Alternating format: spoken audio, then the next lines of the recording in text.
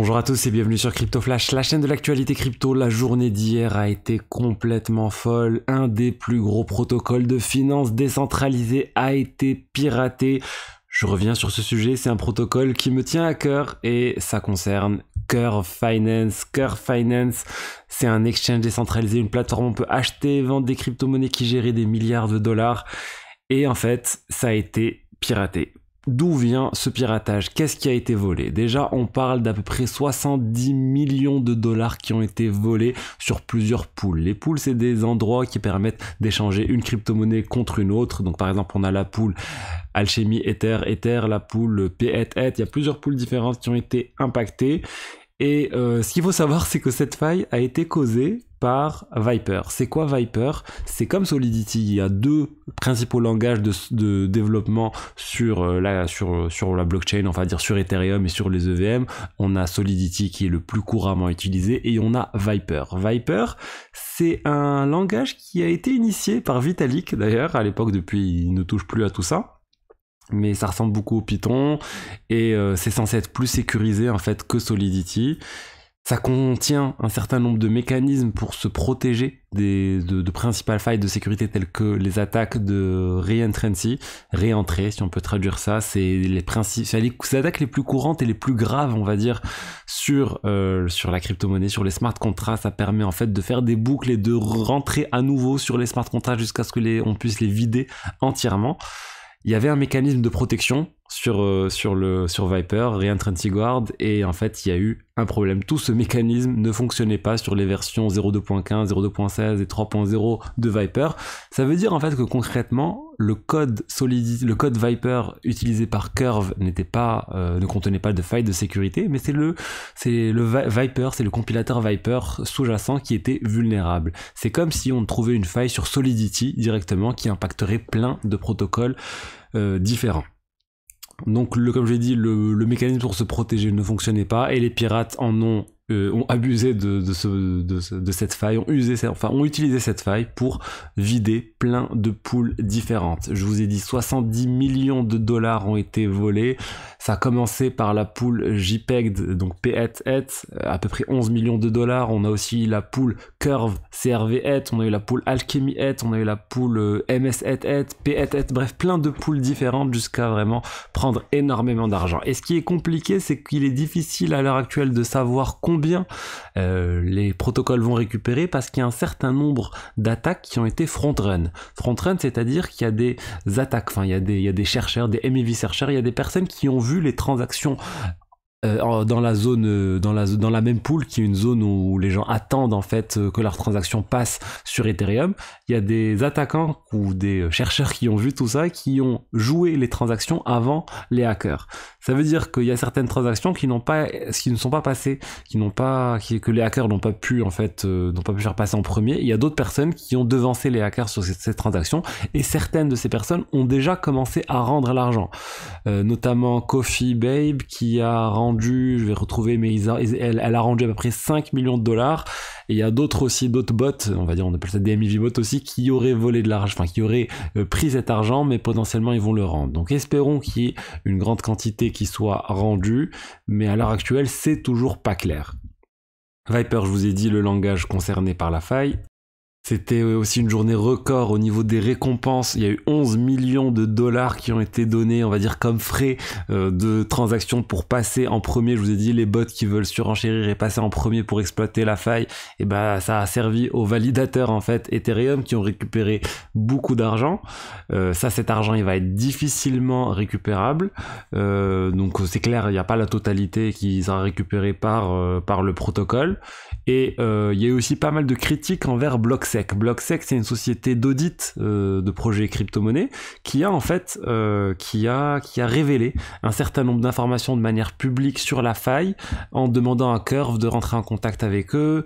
Et disons que c'est des choses qui ne se font pas en plein piratage parce que potentiellement on va donner des informations à d'autres pirates qui vont venir s'inspirer du hacker pour aller voler d'autres pools. A priori, il s'est passé des choses aussi similaires à ça, donc Blocksec a été fortement critiqué, mais eux ils ont dit, nous, du moment où c'était activement piraté, activement exploité, on a communiqué pour que les personnes puissent retirer leur argent, par exemple, des pools concernés. Et c'est vrai que c'est aussi une position qui se tient.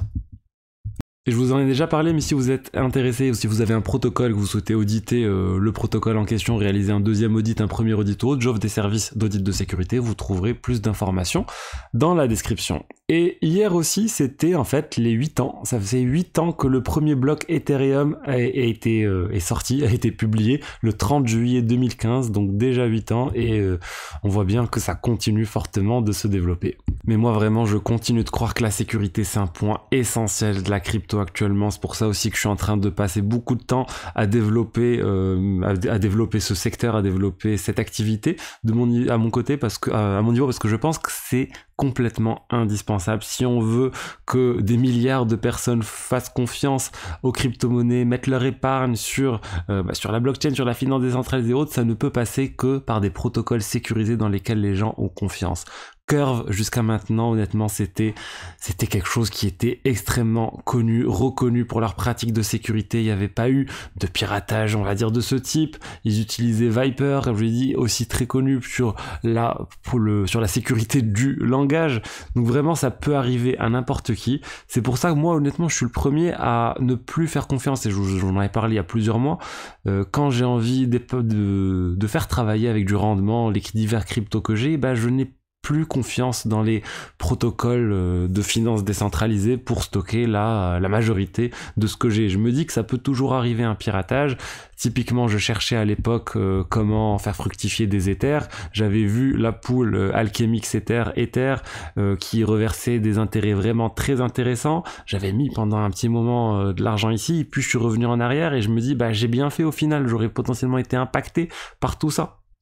Donc vraiment, c'est très triste et je vois pas le bout de ces piratages. Pour moi, ça va continuer encore, on en a au moins pour de nombreuses années avant qu'il y ait une maturité qui se développe au niveau des développeurs, que les auditeurs aussi réalisent plus d'audits, qu'ils passent plus de temps en contact des développeurs, que les pratiques, mais surtout vraiment il faut que les pratiques des développeurs changent si on veut améliorer et monter d'un cran sur la sécurité des crypto-monnaies.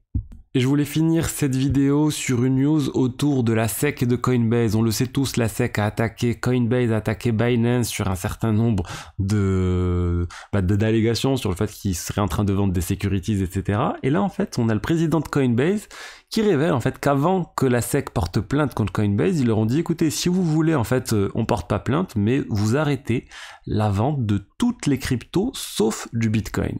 C'est assez hallucinant. Donc pour la SEC, vraiment, leur position, c'est toutes les cryptos sont des securities, sont des titres financiers, sauf le Bitcoin, Ether compris. Donc, et bien sûr, Coinbase ont dit non, ça remet en cause tout leur business model, ils vont pas laisser que le Bitcoin. Ils se sont dit on va pas de souci, allons au procès et voyons voir ce qui est réellement considéré comme des securities ou non.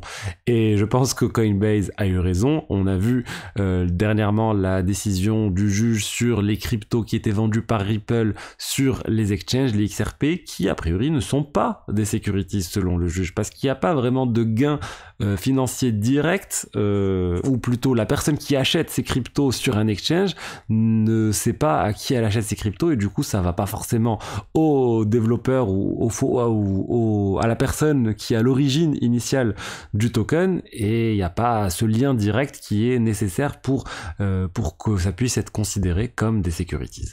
Donc voilà, écoutez, vraiment maintenant hâte de voir ce qui va se passer avec la SEC. J'espère que c'est bon, ça va s'arrêter, tous ces procès vraiment qui sont en train de lancer sur plein de projets différents, cette crainte qu'il y a sur tous les projets de protocole finance décentralisés d'être attaqués par la SEC.